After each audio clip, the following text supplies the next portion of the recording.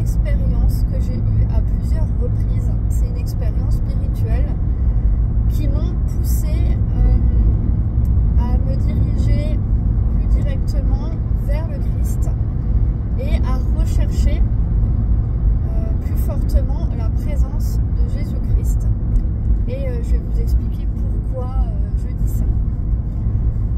En fait, dans ces expériences, alors qui se déroulent la nuit, en tout cas pour ma part, ça s'est déroulé la nuit, ce n'étaient pas des simples songes.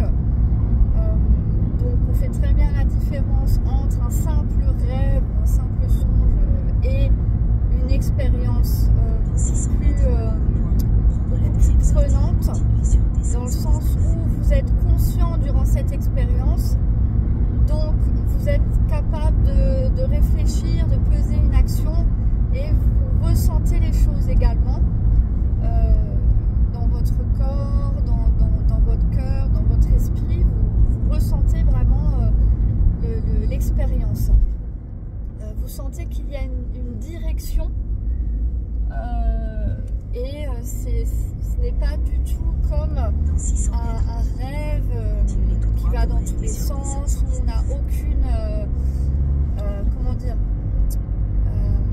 aucun esprit d'initiative, on n'a aucune possibilité d'agir vraiment dans un rêve.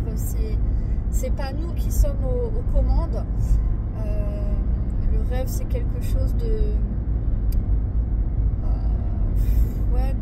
j'allais dire d'inconscient, mais en tout cas l'expérience n'est pas du tout la même et on fait clairement la différence. Bref, donc durant ces expériences, j'étais poursuivie par des, je vais dire le terme démons, hein, ou mauvais esprits,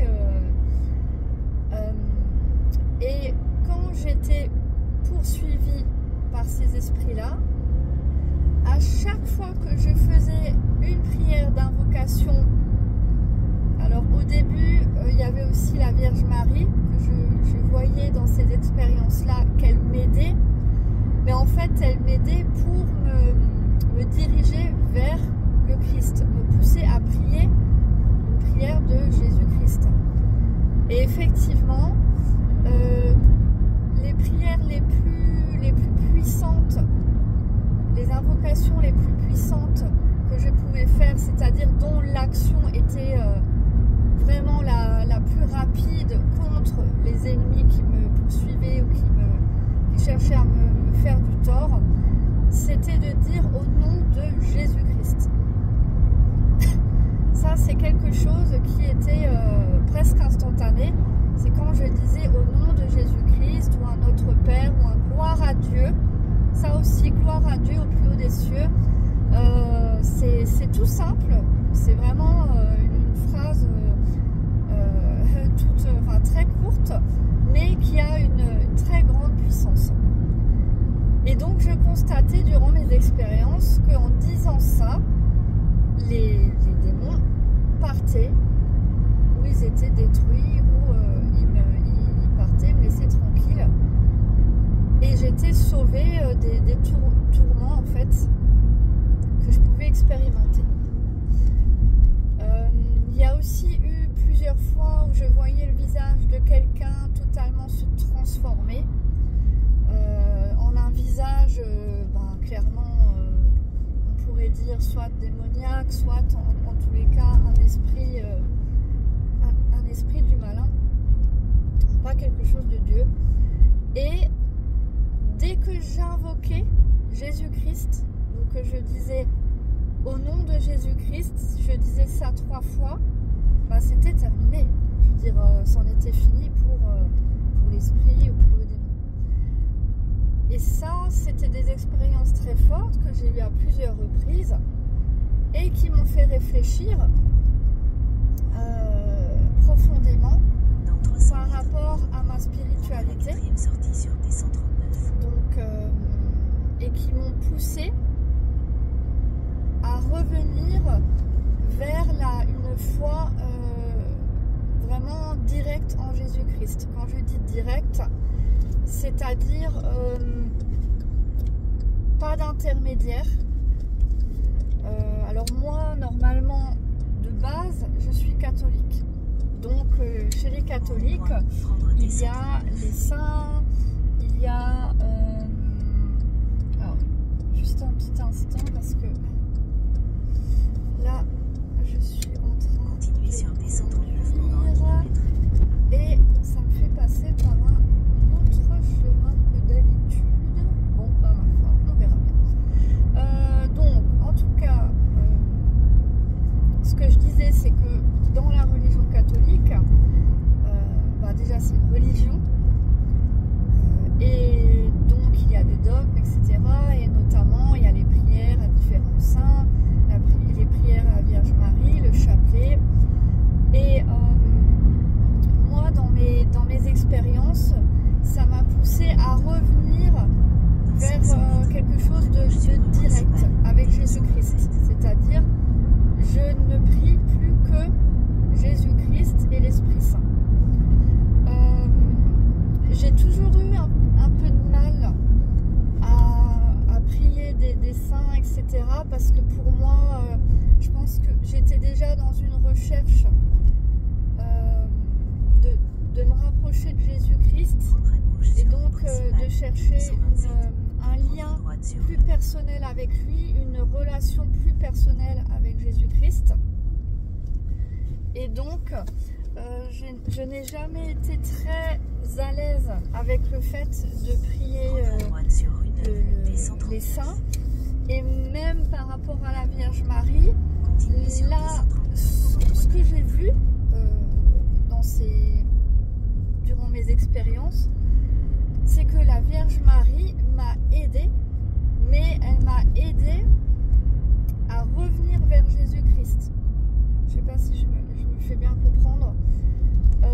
À revenir directement à Jésus-Christ, en fait. Ce qui fait que maintenant, je fais simplement le Notre Père, ou Gloire à Dieu, ou bien je discute, comment dire, j'ouvre mon cœur à Jésus-Christ, c'est-à-dire que je lui dis mes craintes, mes doutes, mes ressentis, mes regrets, enfin bref, j'essaye de... Voilà, il y a des trous là sur la route. J'essaye de tout lui confier de manière directe, comme si c'était un ami très très proche, ou comme si oui, c'était quelqu'un avec qui de toute façon je n'ai rien à cacher, puisque je ne peux rien lui cacher, il sait tout, donc ça ne sert à rien de cacher quoi que ce soit. Même ses frustrations, même ses colères, etc. Il vaut mieux lui exprimer parce que on ne peut rien lui cacher. Alors là, il y avait un pauvre animal sur la route. Paix à son âme. Ouais, ça me fait toujours mal au cœur de voir un animal écrasé sur la route, mais je sais aussi qu'ils ont clairement leur place dans le monde spirituel de Dieu. Donc je sais que les animaux ont leur place et il ne faut pas les oublier, je le redis encore, mais il ne faut pas oublier d'intercéder pour les animaux, pour nos animaux de compagnie, pour les événements qui vont advenir. Alors justement, venons-en. J'allais dire au sujet qui fâche, parce que c'est un sujet qui est très particulier, car très clivant au sein des différentes communautés chrétiennes, que ce soit les religions ou non religieuses, parce que plus je cherche à me rapprocher de Jésus-Christ, et plus je trouve que en fait c'est pas en restant dans une religion précise qu'on peut vraiment à 100% trouver l'essence d'une relation personnelle avec le Christ. Après,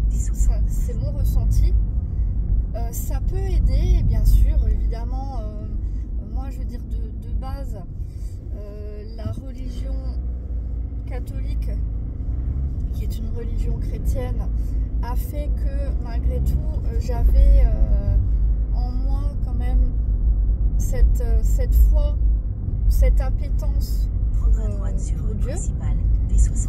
Mais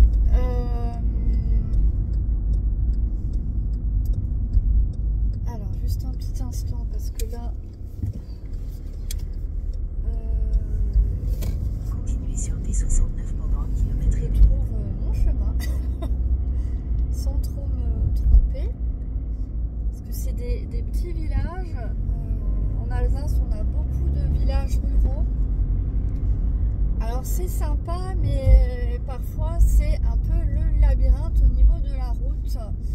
Et parfois on se demande même, c'est un peu particulier parfois sur les routes. Enfin, ça, j'imagine que c'est dans toutes les régions. Mais c'est vrai qu'en Alsace, on a quand même beaucoup de vie rurale, de campagne. Hein. De village. Et vous savez que maintenant ils mettent beaucoup d'eau d'âne, ils mettent énormément de terre-plein, etc. Ce qui fait que c'est pas toujours simple de rouler en passant par les petits villages. Là normalement, là où je vais ce matin, c'est principalement des villages de campagne. Même si le paysage est sympa. En Alsace on a des très beaux coins de nature, donc ça de toute façon la nature ça restera toujours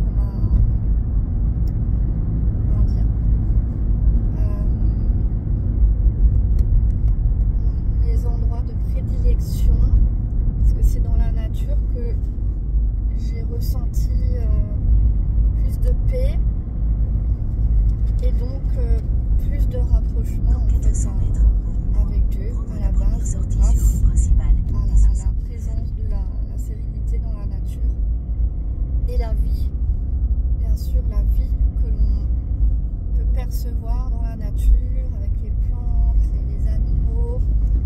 Là, c'est vraiment la beauté et la diversité de la vie. Là qu'on peut s'apercevoir de l'intelligence de Dieu, pardon, qu'on peut s'apercevoir de ce que Dieu nous a laissé comme cadeau, la vie, dans sa diversité, dans ses possibilités, et que malheureusement l'être humain, il a abusé, et voilà, il s'est laissé avoir, on va dire, par le mal, il s'est laissé influencer par le mal, et ça fait beaucoup de dégâts. Même s'il reste encore pas mal de beauté, mais ça a quand même fait pas mal de dégâts. Donc j'en étais où? Alors, je disais, pour en revenir au sujet très clivant de l'enlèvement de l'église, qu'est-ce que j'en pense du 23-24 septembre, la fête des trompettes? Est-ce que c'est vraiment 2025, etc. Alors, moi, personnellement, dans l'expérience que j'ai eue et que je vous ai relatée dans l'avant-dernière vidéo, on ne m'a pas parlé d'une date en particulier.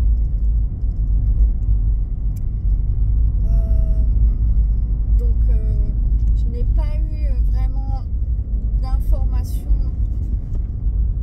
au niveau d'une date précise, ou alors j'en ai peut-être pas souvenir. Maintenant, au niveau de mes ressentis, si je me base sur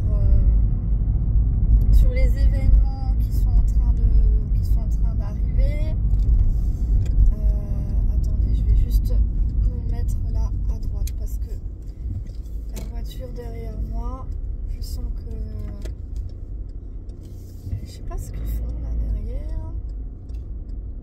Je vais attendre là à droite. Je sais pas pourquoi. J'attends parce que je sentais que celui-là derrière il voulait aller vite. Donc dans ce cas-là, moi je préfère me mettre de côté et pouvoir reprendre la route tranquillement.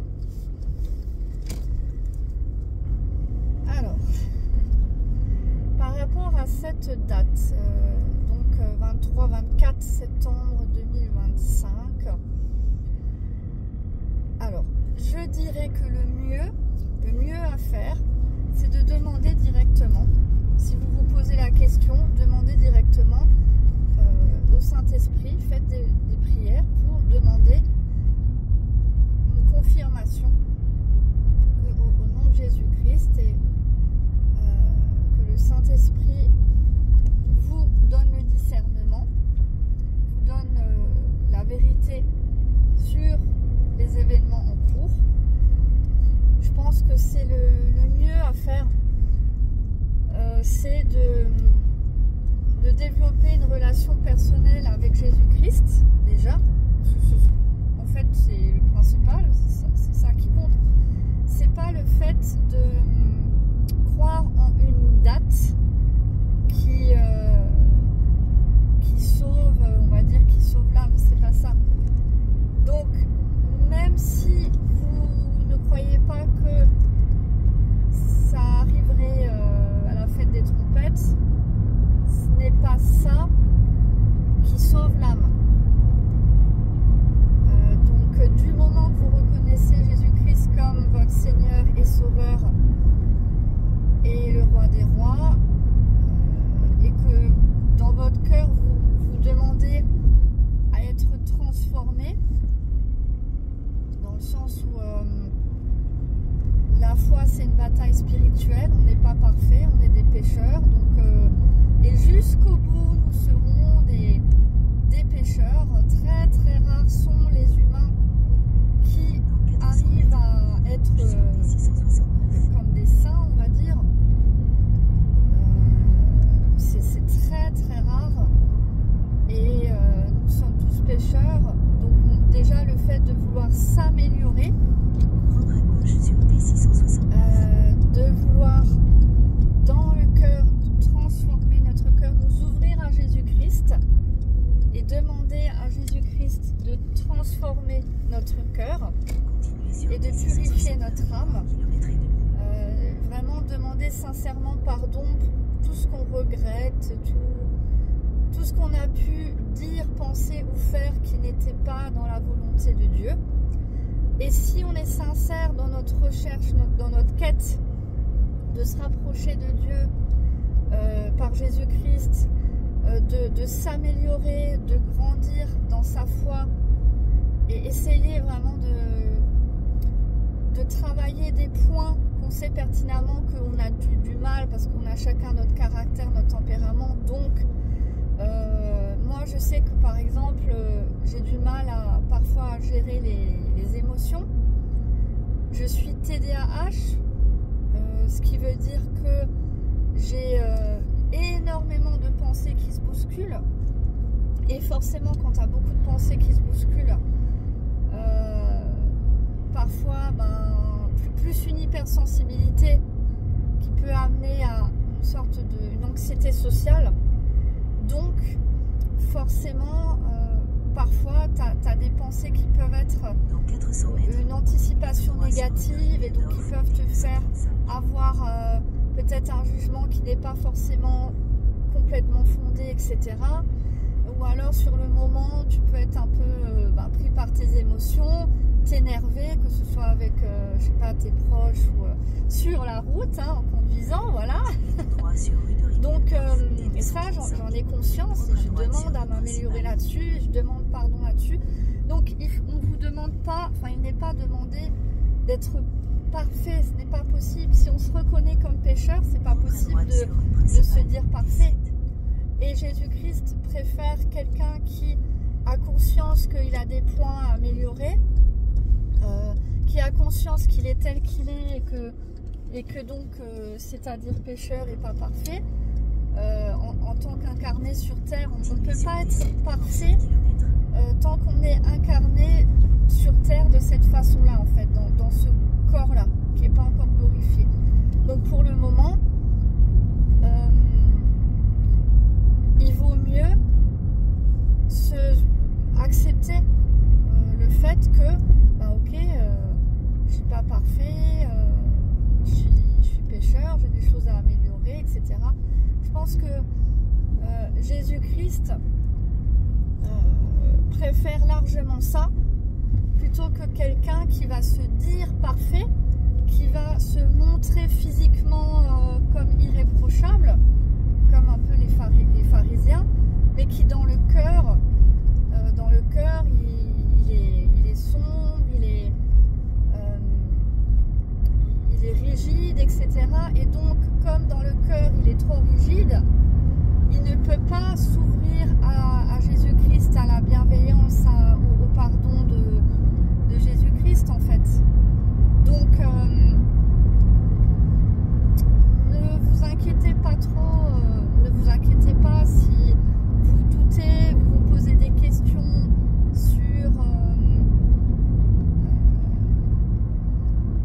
sur l'état de votre âme, que si vous craignez de ne pas être à la hauteur, etc. Si déjà vous vous posez la question, ça veut dire que si vous êtes dans une quête de recherche de Jésus-Christ, et rien que ça déjà, c'est que vous avez la foi, c'est que vous avez le cœur ouvert à la transformation. Donc déjà, rien que ça, c'est que vous avez l'humilité. Et si vous avez l'humilité, c'est déjà un énorme point. Donc, quoi qu'il arrive, quoi qu'il advienne, que l'enlèvement ait lieu ou pas à la fête des trompettes, que ça ait lieu cette année ou que ça ait lieu en 2026, en 2027, en 2028, en 2029, en fait, l'important, c'est pas la date. Vous voyez ce que je veux dire? L'important, c'est votre foi, tout simplement. Donc, si j'ai quelque chose si j'aurais quelque chose à conseiller par rapport à l'enlèvement de l'Église, c'est essayer de rester focus sur ce qu'on a dans le cœur, notre foi, et c'est le principal en fait. En tout cas, c'est ce qui me vient comme ça, de manière spontanée. Et je crois que parfois, il vaut mieux même ne pas forcément avoir de confirmation sur une date précise. Parce que je sais que plein de personnes ont partagé des témoignages qu'elles avaient des confirmations de date. Mais au final, si vous vous dites « Ouais, mais pourquoi moi, j'ai pas de confirmation de date? Pourquoi moi, je vois pas ça? Pourquoi moi, je vois pas Jésus, etc. » Ben, dites-vous que si ça se trouve, si vous ne le voyez pas, bah, c'est pas sans raison. Peut-être que c'est mieux pour vous de ne pas avoir de confirmation de date, tout simplement. Peut-être que c'est mieux comme ça. Parce que peut-être que Jésus-Christ, bah, justement, il pense à vous, et dans votre cas, il se dit que si vous aviez vraiment une confirmation de date qui fait que ben, si ça se trouve, ça vous provoquerait des grosses crises d'angoisse, ça serait peut-être intenable pour vous, peut-être que vous seriez très tourmenté de savoir que à telle ou telle date vous partez, vous êtes enfin, vous voyez, il y a plein de choses qui peuvent faire qu'en fait ben, peut-être qu'il vaut mieux pas que vous ne sachiez la date précise, tout simplement. Donc essayez de ne pas trop vous inquiéter. Je sais que c'est humain, même moi aussi, hein, j'ai des inquiétudes surtout pour mes proches, parce que moi,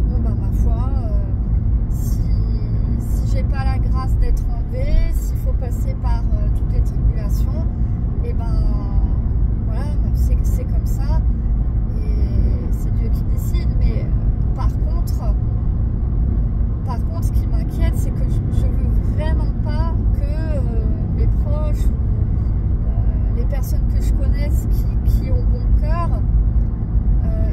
je ne veux pas que toutes ces personnes-là aient à subir les tribulations. En fait, moi, c'est principalement ce qui m'inquiète, c'est que je ne veux pas que mes parents, par exemple, ou que certaines personnes que j'ai connues qui ont bon cœur, je ne veux pas qu'elles aient à subir les tribulations. Mais rappelez-vous de mon avant-dernière vidéo là, où je vous parlais d'espoir pour vos proches. Rappelez-vous de ça, qu'on peut intercéder pour eux et que peut-être qu'on sera exaucé. Donc pour tous nos amis, toute notre famille de cœur, notre famille de sang, voilà. Rappelez-vous de ce que je vous ai partagé comme expérience la dernière fois. Et donc ne perdez pas espoir. Ne perdez vraiment pas espoir. Alors sur ce, je vais vous laisser parce que il faut que je trouve mon chemin. Je vais essayer de prier, de méditer un peu dans un endroit paisible.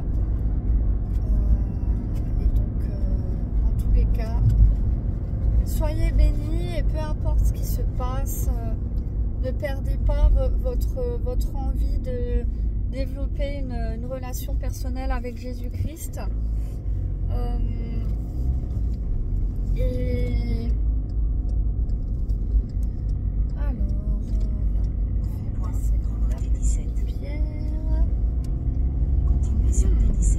ouais, là il me fait passer par des routes que je n'ai encore jamais prises.